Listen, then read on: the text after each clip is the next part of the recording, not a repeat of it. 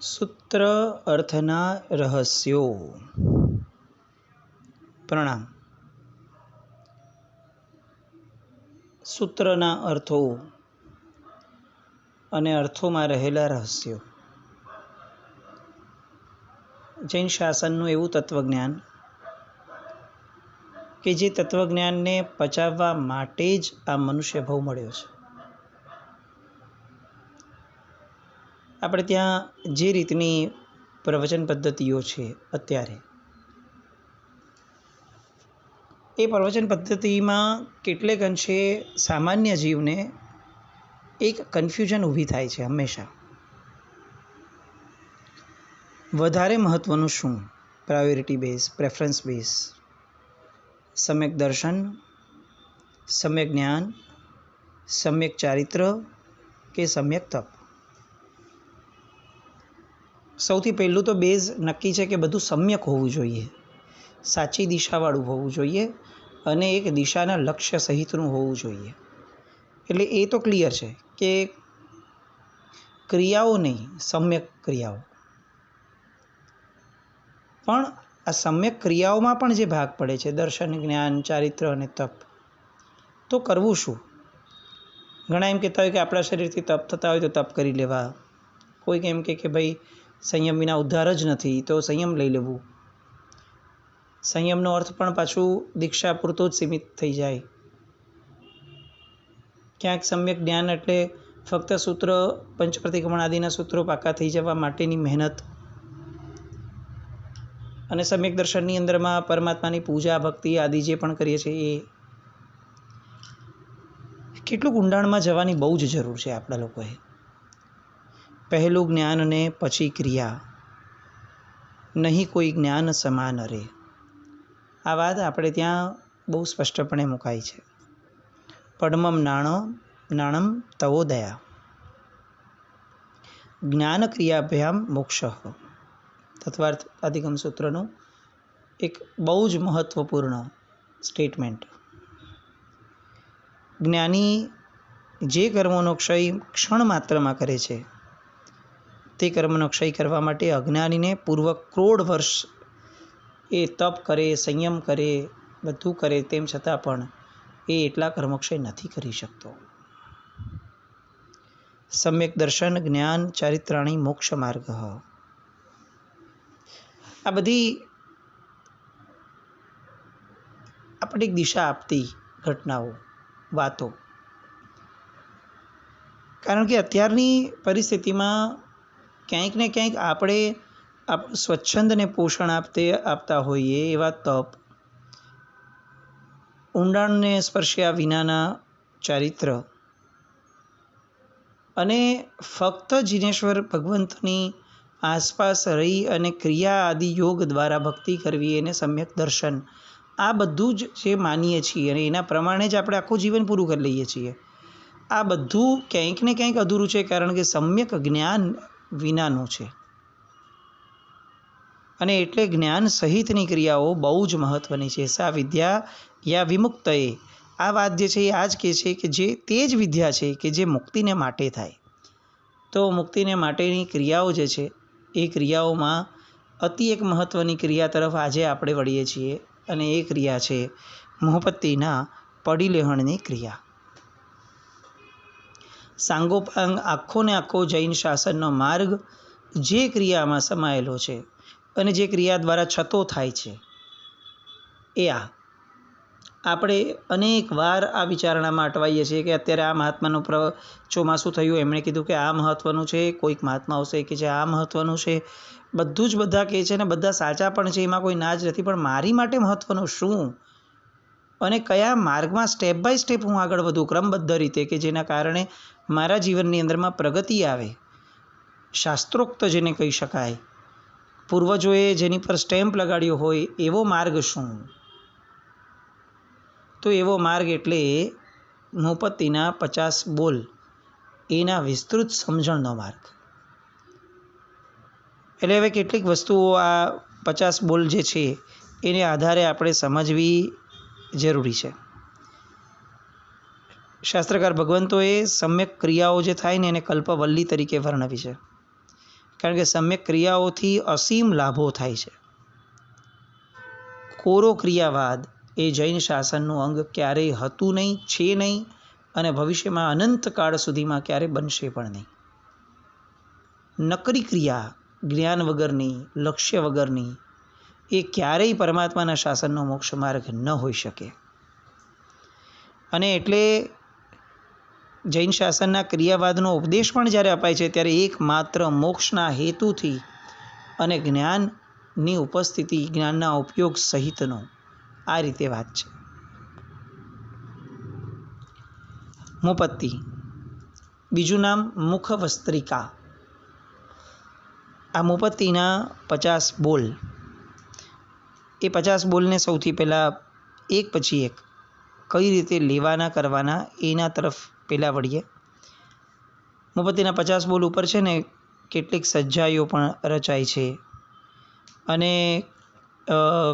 કેટલાક એના વિશેષ આવશ્યક વૃત્તિ, પ્રવચન સારોદ્ધાર વગેરે ગ્રંથોમાં એ કેટલાક એના પર વિશેષપણે ટિપ્પણીઓ આદિ સંસ્કૃતના શ્લોકો વગેરે પણ છે. એના દ્વારા આપણને સમજાય કે 50 બોલ કઈ રીતે બોલવા, કઈ રીતે કરવા, એક્શન. એટલે અત્યારે આપણે ઇન્ટેન્શન તરફ આગળ વધવા પહેલાં સૌથી પ્રથમ એક્શન તરફ આગળ વધીએ કે વોટ એક્ઝેક્ટલી મુપત્તિ પડિલેહણ ઇઝ. તો સૌથી પહેલું આવે છે દ્રષ્ટિ પડિલેહણ. એટલે કે પ્રથમ મુપત્તિના બંને પાસા ચારે બાજુએથી, દ્રષ્ટિએથી એટલે કે આંખેથી જોવા. આ ક્રિયા સૌથી પ્રથમ થાય. કઈ ક્રિયા સમયે કયો મુપત્તિનો બોલ આવશે એ આપણે આગળ લઈએ, પણ સૌથી પ્રથમ what actions has to be performed એ જોવું બહુ મહત્ત્વનું છે. એટલે સૌથી પહેલી જે એક્શન આવશે એ આવશે કે મુપત્તિના બંને પાસા ચારે બાજુએથી, દ્રષ્ટિએથી એટલે આંખથી જોવા. એ દ્રષ્ટિ પડિલેહણ એ સૌથી પહેલું પાર્ટ આવ્યો. ત્યાર પછીથી 6 ઉર્ધ્વ પખોડા. પખોડા શબ્દ અહીંયા સમજવો પડશે. 2 શબ્દો આવે છે શાસ્ત્રમાં, એક અખોડા અને એક પખોડા.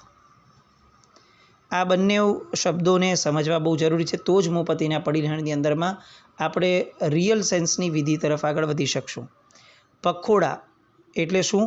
તો કે પ્રતિલેખના. પ્રતિલેખનાનો બીજો એક શબ્દ જે આપણે ત્યાં છે એ છે પ્રક્ષાલન, અને અખોડા શબ્દનો અર્થ છે અક્ષાલન. આ બંને શબ્દોના અપભ્રંશ થતાં પખોડા અને અખોડા આ શબ્દ આવી ગયા હશે એવું આપણે માનીએ છીએ. કારણ કે આ પખોડા અને અખોડા શબ્દનો અર્થ જે છે એ જ આ છે, પ્રક્ષાલન.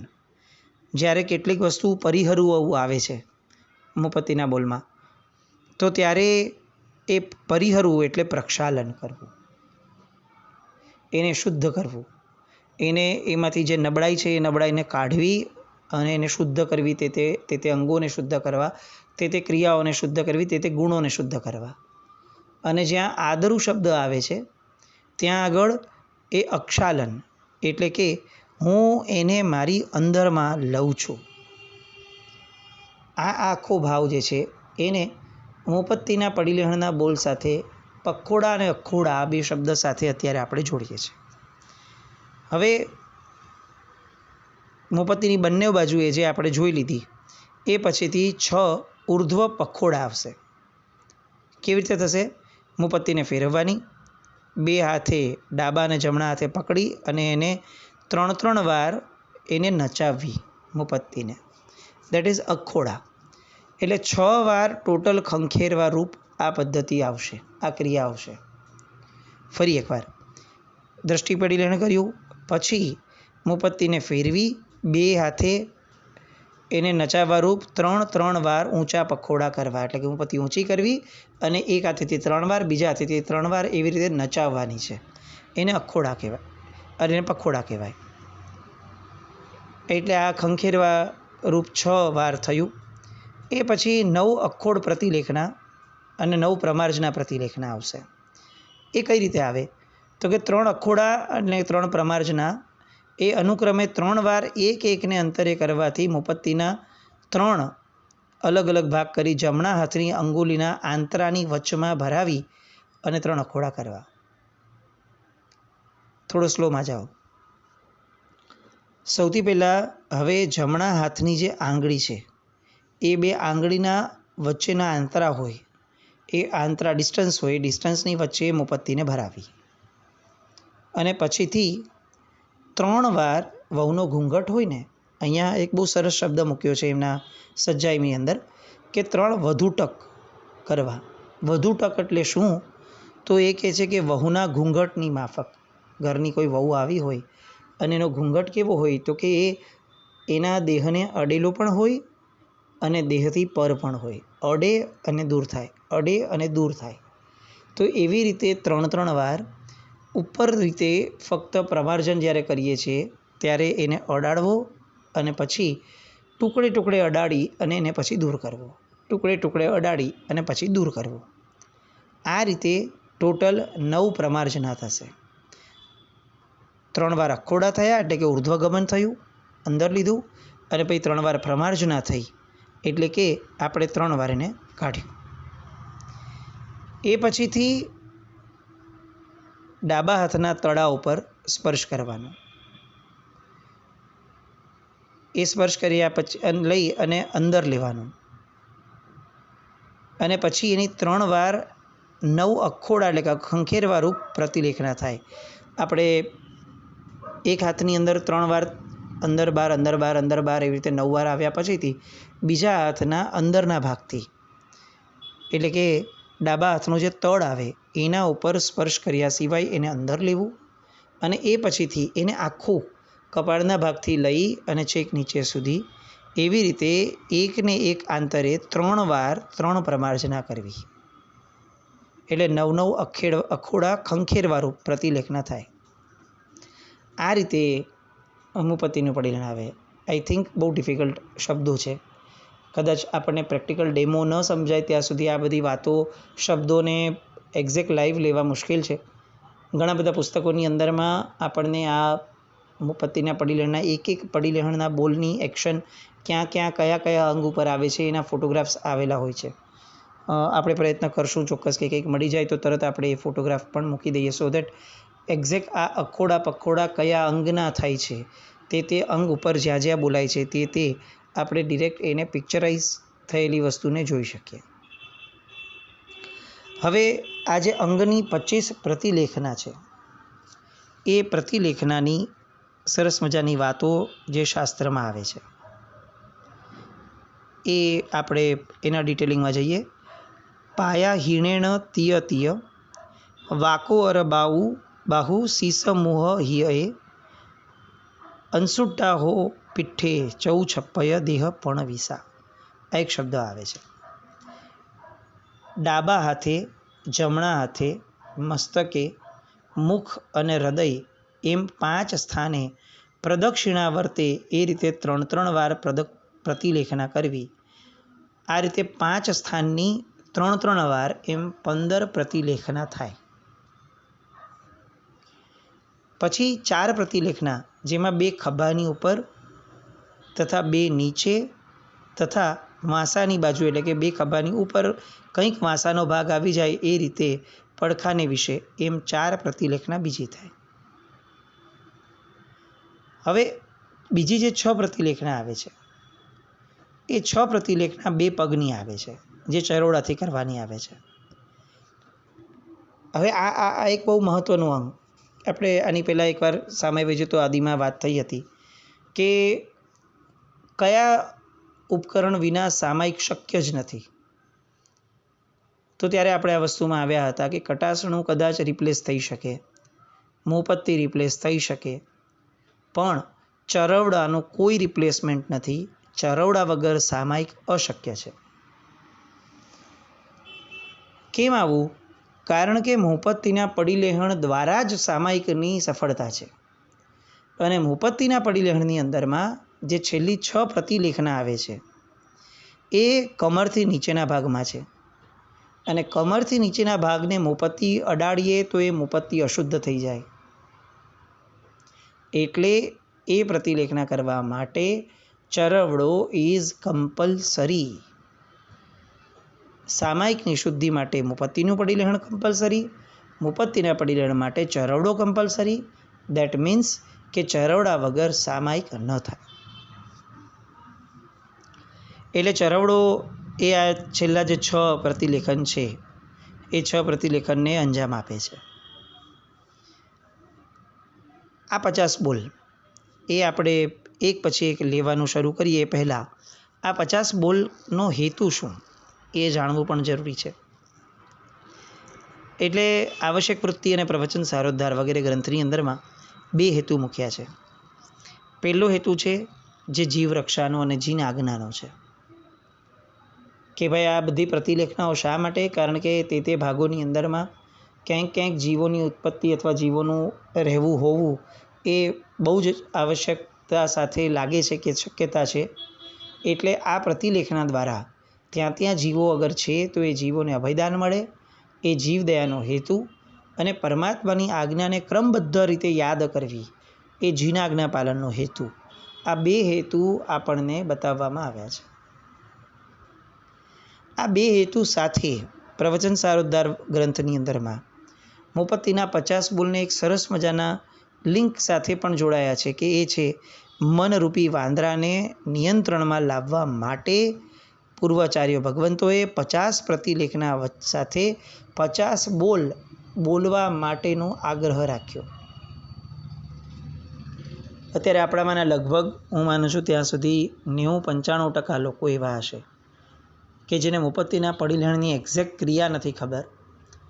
કદાચ કોઈકને જોઈને આપણે ક્રિયા શીખતા થઈ ગયા તો મુપત્તિના કયા ક્રિયા સમયે કયો બોલ બોલવો એ 50 બોલ એ પણ એ લોકોને યાદ નથી.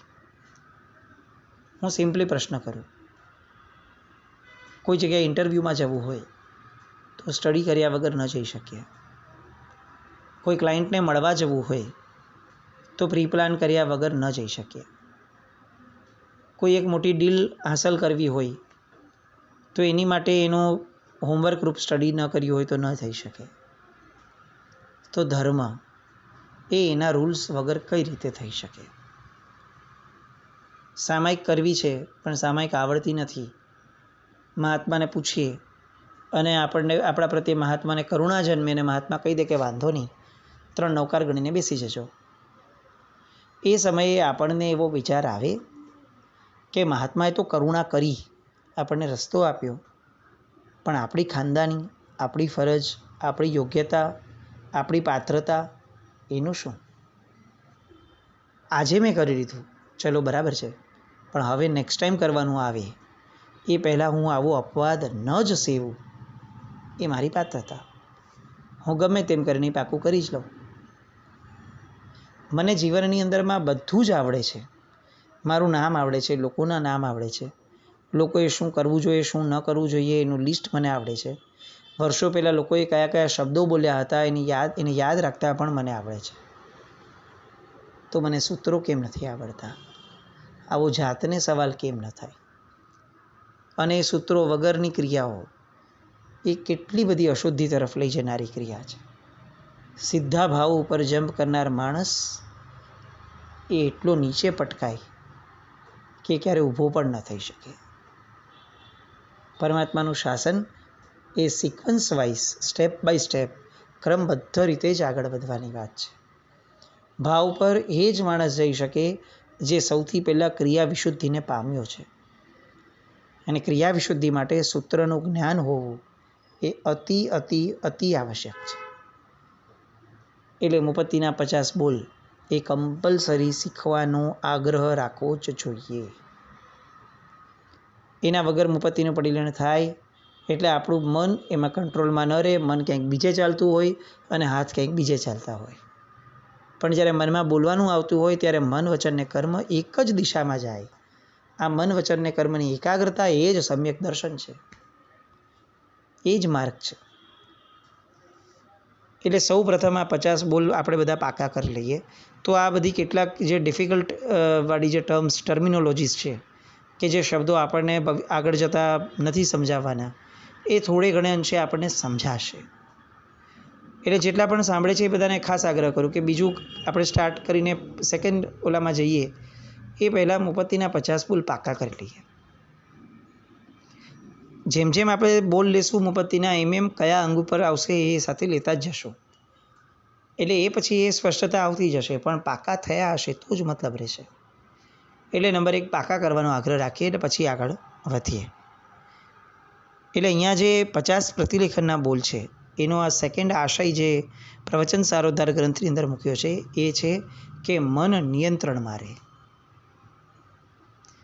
એટલે હવે આ નિયંત્રિત થયેલું મન, એમાં પ્રથમ દ્રષ્ટિ પ્રતિલેખન એટલે કે મુપત્તિને જ્યારે ખોલીએ ત્યારે બંને બાજુએ જોતા જે સૌથી પહેલું સૂત્ર બોલવાનું આવે છે, સૂત્ર અર્થ કરી સત્ત હું.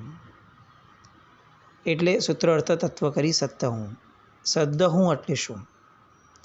તો કે હૃદયને વિશે ધારણ કરો. શ્રદ્ધાન, શ્રદ્ધા નહીં, શ્રદ્ધાન. શ્રદ્ધા અને શ્રદ્ધાનનો મુખ્ય ફરક શું છે? ફરક એ છે કે શ્રદ્ધા એ વિચાર છે, જ્યારે શ્રદ્ધાન એ પક્ષપાત છે. લાઈનમાં ઊભા રહેવું જોઈએ, આ જે છે ને એ વિચાર છે, એ શ્રદ્ધા છે. પણ હું લાઈનમાં ઊભો રહીને જ કરીશ, એના સિવાયનો બીજો વિકલ્પ પણ નહીં કરું, આ શ્રદ્ધાન છે. જે સ્થાન દ્વારા શ્રદ્ધા ટકી રહે એ શ્રદ્ધાન. એટલે અહીંયા શબ્દ મૂક્યો સૂત્ર અર્થ તત્વ કરી સત્ત હું. એટલે અહીંયા વિચાર નથી મૂક્યો, અહીંયા શ્રદ્ધાનની વાત કરી છે. સદ્દ હું એટલે હૃદય વિશે શ્રદ્ધાન ધારણ કરવું. સૌથી પહેલો પરમાત્માનો માર્ગ જ્યાંથી શરૂ થાય એ સૌથી પહેલો બોલ આ. આવા આગળ પાછળના તમામ બોલો એક પછી એક લેતા જઈએ. આની પછી આ જ કેમ? આ બોલ પછી આ જ બોલ કેમ? અને આ બોલ અહીંયા જ કેમ? આમાં કેમ મુપત્તિનું પડી લેણે? આમાં કેમ આ જ અંગની સ્પર્શના? કઈ રીતે સ્પર્શના? આ બધી જ ડિટેલિંગને આપણે જોવી છે, જાણવી છે. એટલે સૌથી પ્રથમ જેમ આપણે આગળથી આજે લીધું એમ જ્ઞાન પ્રત્યેનો સદભાવ કેળવીએ. આ જ્ઞાન મેળવવું જ છે, એવી જાણકારી ઉપયોગ સાથે જ મુપત્તિનું પરિગ્રહણ કરવું છે, એવો અંદરમાં એક શ્રદ્ધાન ઊભો કરીએ. અને એ શ્રદ્ધાનને ટકી રાખવા માટે મુપત્તિના 50 બોલ આપણે પાકા કરીને રાખીએ. એટલે એક પછી એક બોલ, એના ઊંડાણ, એનું તત્વ, એનું પ્રણિધાન, એ બધું આપણે એક એક કરીને વિસ્તારપૂર્વક જોતા જવું છે.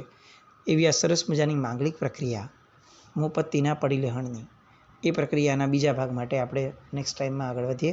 પણ આ જે રીતે 50 બોલ કરવાના, પાકા કરવાના છે, અખોડા અને પખોડા સાથેના, એ ખાસ બધા આપણે યાદ કરી રાખીએ એવી શુભ મંગલ કામના. જીનાજ્ઞા વિરુદ્ધ કંઈ પણ બોલાય તો ઈચ્છા વિદુક્રમ. જૈનમ જયતિ શાસન.